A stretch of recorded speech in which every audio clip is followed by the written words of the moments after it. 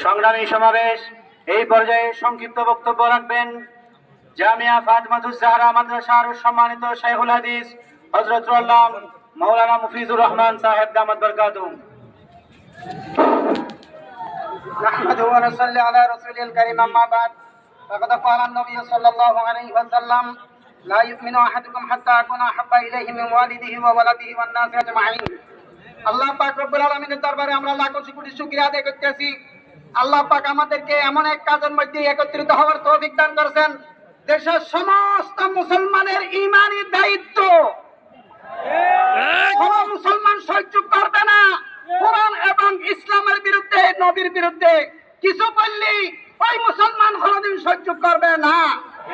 খালিদ বিন ওয়ালিদ রাদিয়াল্লাহু তাআলা আনহুর উত্তরসূরি, ওমর রাদিয়াল্লাহু তাআলা আনহুর উত্তরসূরি, হযরত খুবাইব রাদিয়াল্লাহু তাআলা আনহুর উত্তরসূরি এখনো মুসলমানের ইসলাম রাষ্ট্রের মধ্যে আছে।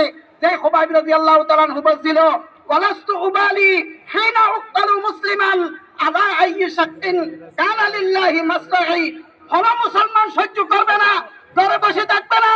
সমস্ত মুসলমানের দায়িত্ব যতক্ষণ পর্যন্ত তাদেরকে কঠিন শাস্তি দেওয়া না হয় এতক্ষণ পর্যন্ত মুসলমান ঘরে ফিরে যাবে না। সংগ্রামী সমাবেশ